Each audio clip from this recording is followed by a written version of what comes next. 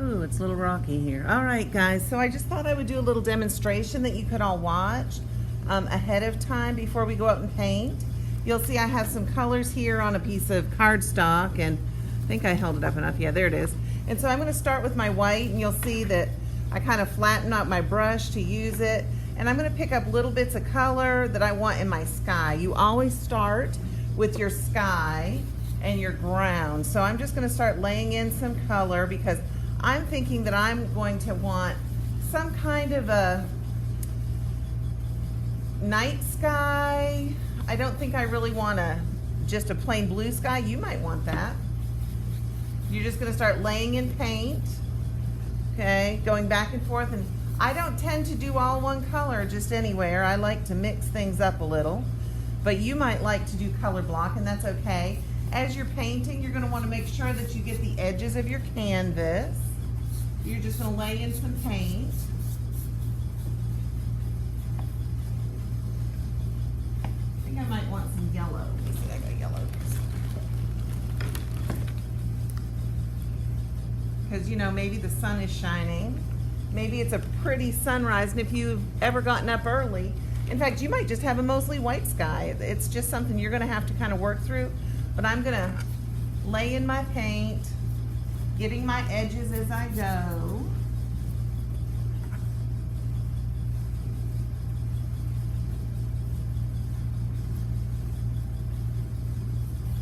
And I'm going to bring my skyline probably down to at least here.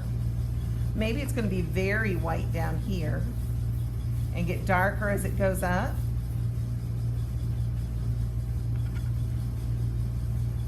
Your sky can be any color you want. If it's a night sky or a sunset, you probably want oranges and yellows and reds in order to make it really work and be nice. Something there, get it off there. But I'm not really being very specific in how I'm painting. I'm just getting my background color put up here. Now, if you're doing a sunrise or a sunset, your tree might be just a black outline. Because if you've ever been up at sunset and you've watched and you've really looked at the colors, anything that's in the foreground just turns black and all you see is the brilliance of the sky. But then at different points, if it's the golden hour, you see all the greens and the pinks and the reds of maybe the flowers in your foreground. But as you can see, I'm just laying in some blue sky here. Let me check my edge a little bit. You notice that I'm not necessarily rinsing my brush. I think I just got paint on me. In between colors that I'm using right now. I'm just kind of blending it on the canvas as I go. There we go. Actually, I did get paint on me. Typical. All right, so I just have a blue sky, but let's say I want to know where my sun is. So I have a little bit of yellow here. And if we mix yellow and blue, we know we're going to get a color, right? What color will we get? Can you tell me? Oh, that's right. You can't answer me. It's green. Yellow and blue make green. So if you mix, and you need to know that red and yellow make orange, red and blue make purple. You need to know those colors, but you also need to know things like if you mix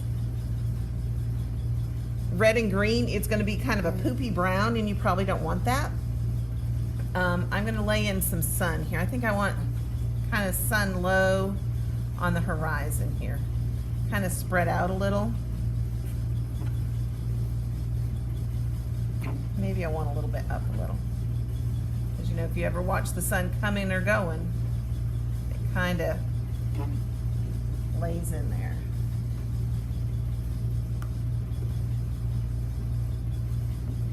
And I'm not using a different brush each time. I'm using the same brush. I think, yeah, I'm still pretty centered there. I think I'm going to lay a little bit more of this.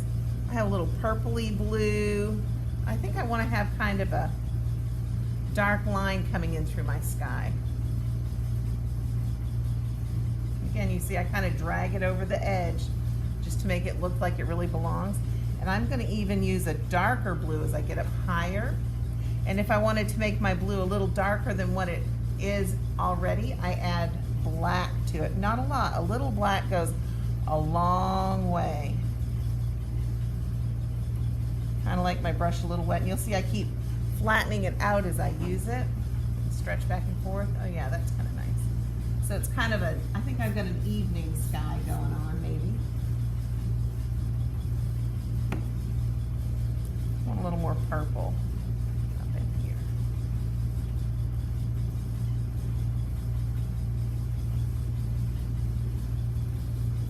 One of my first jobs when I was growing up was at Hilton Farms Dairy Bar, which is a delicious ice cream place. And there was a giant milk carton out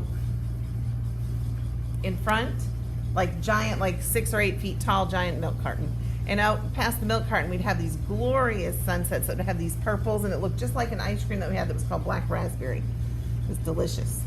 All right, I think that for my bottom, I'm gonna do a sunset. So I'm gonna really bring in some blue down low and black. I'm gonna lift it up out of this now.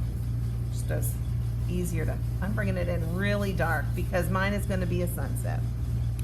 So I'm bringing in some dark here. I'm just bringing it straight across the horizon right now, but I know that I want a little hill over here. That's gonna be just about pure black.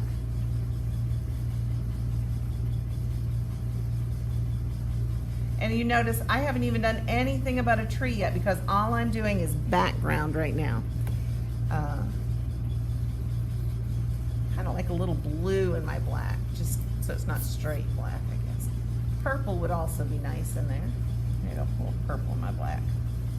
That's kind of nice. So I'm gonna paint my edges as I go. It looks like I need to come back up and do that a little bit. Unless I decide there's a hill over here too, which could be. All right, so I'm painting along. I'm gonna get this and it's gonna get on my fingers probably because I'm holding it. Ideally, you're gonna take a little time and let things dry, but I didn't think you wanted to watch paint dry on a video. So I would set it down wherever you're painting and let it dry. I'm gonna do like this. Yeah, you can see that. A little bit more black before I'm done.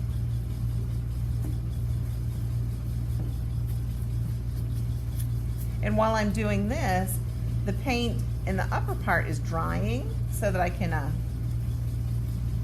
make some adjustments there after I get this edge painted. Painting that edge really does help with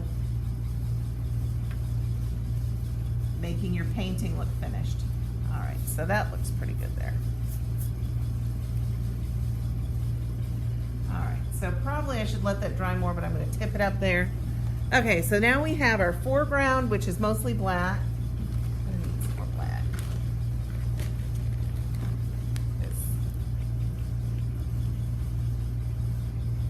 And I'm going to need a small brush. Now the good news is that you guys really do have small brushes that you're going to be having to use. Because that's what we have the very most of. And I'm going to pick this brush like this. I've got just a little flat brush here. I'm gonna get it wet because it'll flatten out better if it's wet. And all I'm doing is kind of flattening out the paint. Can you see that? There you go. Flattening it out, making it kind of inky looking because it's gonna paint better. And then I'm gonna put some trees. I think I need a tree kind of over to the left. Maybe do I want just one tree in the middle? Maybe I do. I don't think I want it quite center because there's my sun, but I'm going to bring it, just be kind of graceful with it. I'm just going to start. It's hard to cover the black once it's started, but if we want to think about what Julie's sycamore tree looked like in our show, in our book and movie, oh gosh, there's stuff coming off there, then it might have lots of low branches. And this will eventually just get all filled in black.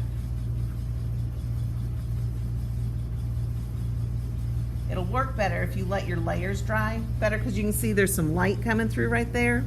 But I'm just bringing in a tree. I want to do it kind of quickly for you. And I'm just gonna keep taking kind of a wet brush with my black, bringing it in, and I may want to really thicken some branches up as I bring it off the side. My tree branch might even come around the edge. Now some of you know that this looks like a naked tree, and it sure does. It doesn't have any leaves on it yet. And you have some choices to make about that, really. You can have a naked tree. It could be a different time of year where there's no leaves. Or you can do it so that in your tree you see flowers. You know, if you really like a flowering tree in the springtime, you can have that. And as you can see, I'm kind of bringing the trunk down a little. But I'm going to play with this tree for quite a while, kind of giving it some thinner and thicker branches.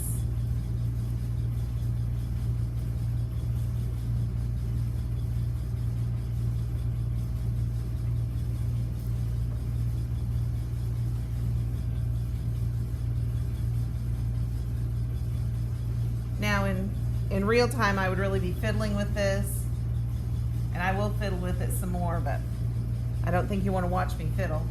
So you're going to keep putting in branches, and I'm going to let it sit like that for now. You can see there's kind of a thick spot, so I'm going to have to bring another thick one up just to kind of balance it.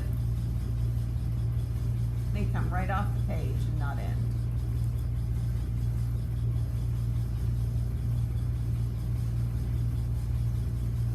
All right, so yeah, there's more work to do, and I can see it's still there. And it's not very black because it's got light background, and so you may want to go over it a couple times or just let it dry. It may be that you want to show that you have other little things growing kind of to the side.